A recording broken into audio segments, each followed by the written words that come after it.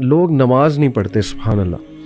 یعنی دے claim to know کہ یس وی لو اللہ, ہمیں پتہ ہے اللہ کون ہے, لیکن ہاؤ کم, مجھے نہیں سمجھ آتی. اگر میں اپنے آپ کو دیکھوں, ٹو بی آنیسٹ, میں جب نماز نہیں پڑھتا تھا میرے کانسیپٹس نہیں ٹھیک تھے. مجھے ایسا لگتا تھا کہ نماز شاید جو 1-2 ہی پڑھ لو بس کافی ہے, اللہ کا لو اتنا زیادہ ہے, انفائنائٹ ہے, اللہ معاف کر دے گا. مطلب میں اپنی بات کر رہا ہوں, بٹ اللہ نے ایک ریزن بتائی ہے, میں آپ کے سامنے وہ ریزن رکھتا ہوں. سورہ قیامہ کی آیت نمبر 31 ہے, فلا صدق ولا صلی ولکن کذب وتولی. اللہ کہتے ہیں کہ مگر اس نے نہ سچ مانا اور نہ نماز پڑھی. میں سمجھتا ہوں کہ کہیں نہ کہیں جو نماز نہیں پڑھ رہا ہے نا, مجھے ایسا لگتا ہے کہیں نہ وہ اس کو شک ہے ایگزیکٹلی کہ پتہ نہیں اسلام ٹھیک ہے کہ نہیں ہے, یا اس کا فائدہ کیا ہے نماز کا. یہ بھی تو ایک شک ہو سکتا ہے نا, کیوں پڑھوں, اتنا ٹائم میں کیوں نکالوں, حالانکہ کیا ٹائم ہے, 15 منٹ پر نماز, 75 منٹ آؤٹ آف 40 منٹ, کیوں نہیں پڑھتے نماز. مجھے نہیں سمجھ آتی, مجھے بڑا دکھ ہوتا ہے. آپ بتائیں آپ کیسے دیکھتے ہیں اس کو.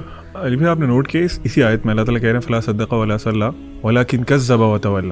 اللہ تعالیٰ اتنا ہی فرما دیتے ہیں نا کہ وہ سچا نہیں ہے, سچ نہیں بولتا اور نماز نہیں پڑھتا, تو میننگ وڈ بی سفیشینٹ. اللہ نے آگے کیا فرمایا, ولکن کذب وتولی, کہ وہ جھٹلاتا بھی ہے اور منہ پھیر کے چلا جاتا ہے.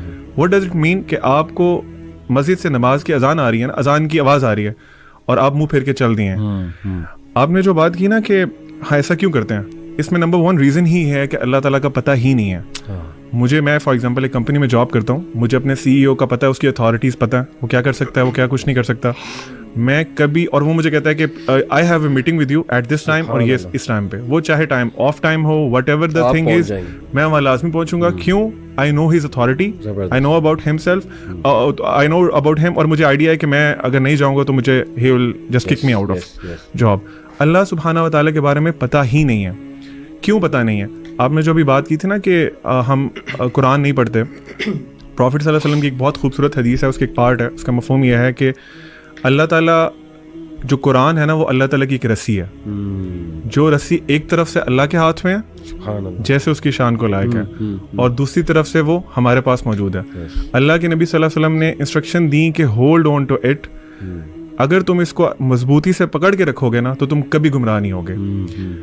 ابھی آپ دیکھ لیں کہ ہم لوگوں نے وہ رسی چھوڑی ہوئی ہے. اللہ تعالیٰ از دیئر, اللہ ہم کون موو کیا ہے, ہم موو کیا ہے نا اللہ سے دور.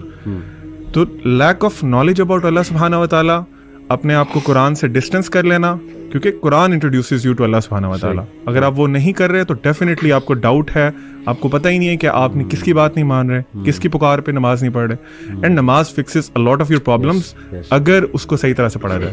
Zeeshan, what do you think? Why don't people pray? علی بھائی دیکھیں, اس کو نا دیکھنے کے 2 پرسپیکٹیوز ہیں. ایک بہت خوبصورتی سے آپ دونوں نے بتایا, یہ ہے اس کو آپ سمجھ سکتے ہیں ڈانٹ ڈپٹ کا طریقہ, یا پھر ایک خوف والا پہلو غالب رکھ کے. دوسرا پہلو آپ اس کو میں کوشش کروں گا سمجھانے سے اللہ تعالیٰ کے ایک نام سے, الوہاب سے. میں آپ کو مثال دیتا ہوں. آپ مجھے ایک چیز کہتے ہیں کرنے کو, اللہ نے بھی ہمیں کہا نماز پڑھنے کو, ٹھیک ہے. آپ نے فرض کریں مجھے کوئی چیز کہا کہ بھئی یہ کرو, اچھا 2 وجوہات ہو سکتی ہیں کہ میں وہ ایک کام کروں. آپ نے جو مجھے کہا, ایک تو یہ ہے کہ مجھے آپ سے ڈر ہے اور آپ کا خوف ہے, اور اس کے کانسیکوینسز ہیں جو کہ مجھے فیس کرنے پڑیں گے, جس کا مجھے پتا ہو, وچ از ون آف دا ویز کہ ہم وہ کام کر سکتے ہیں. اچھا دوسرا یہ بھی ہو سکتا ہے کہ مجھے پتہ نہ ہو اور بعد میں پتہ لگے کہ آپ نے میری کتنی چیزوں کا خیال رکھا ہوا ہے. مثلاً میری فار ایگزامپل جاب نیچر اس طرح کی ہے کہ مجھے باہر جانا پڑتا ہے شہر سے, مجھے پتہ ہی نہیں ہے, اور آپ جو ہے نا, میں یہ سمجھتا ہوں کہ میرے گھر پہ ساز و سامان کوئی اور لے کے آتا ہے, لیکن مجھے بعد میں پتہ لگتا ہے کہ یہ جتنی چیزیں دے رہے ہیں یہ آپ دے رہے ہیں. میرے دل میں کیا جذبات پیدا ہوں گے مجھے بتائیں؟ شکر گزاری کے جذبات پیدا ہوں گے, بالکل ہوں گے. آپ اس اعتبار سے واہب ہیں. عربی میں واہب کہتے ہیں گیور کو.